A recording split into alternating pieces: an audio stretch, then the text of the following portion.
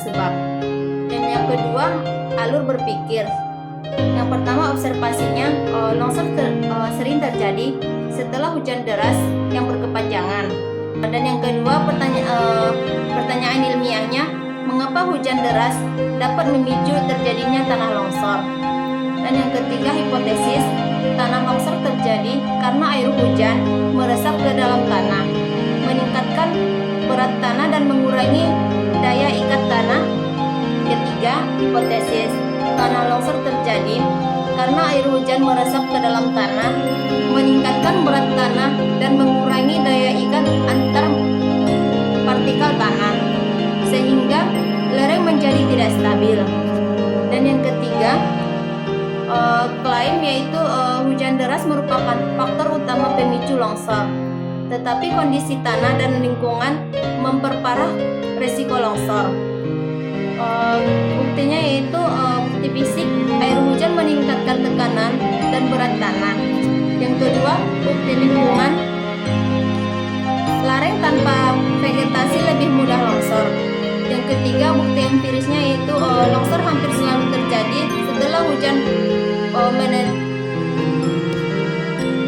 dan bukti yang ketiga yaitu bukti empirisnya, longsor hampir selalu terjadi setelah hujan intensitas tinggi.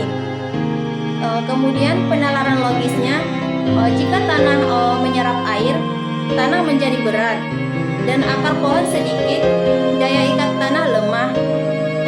Lereng curam, yaitu gaya gravitasi lebih besar, maka secara logis tanah akan kehilangan kestabilan dan mengalami longsor.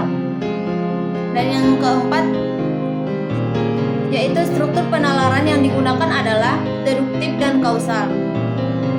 Premis yang pertama, air hujan meresap ke dalam tanah. Dan premis yang kedua, air mengurangi kekuatan ikatan tanah. Dan yang ketiga, lereng curam memperbesar daya tarik ke bawah. Kesimpulannya, tanah longsor terjadi akibat ketidakstabilan lorong. Struktur ini valid karena premis saling berkaitan.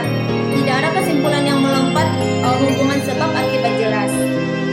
Dan yang kelima, validasi ilmiah fenomena, yaitu fenomena longsor divalidasi melalui kesesuaian teori geologi, pengulangan kejadian atau longsor terjadi setelah hujan. Dan yang ketiga, konsistensi dataran lapangan, daerah gundul lebih rawan.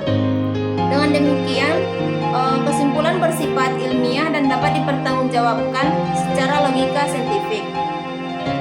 Kesimpulannya yaitu tanah longsor bukan peristiwa acak, melainkan hasil interaksi antara hujan, kondisi tanah, dan lingkungan. Melalui pendekatan logika saintifik, fenomena ini dapat dipahami secara rasional, sehingga upaya pencegahan dapat dilakukan secara ilmiah dan berkelanjutan. Jadi cukup sekian yang dapat saya jelaskan. Jika ada yang salah, saya mohon maaf. Assalamualaikum warahmatullahi wabarakatuh.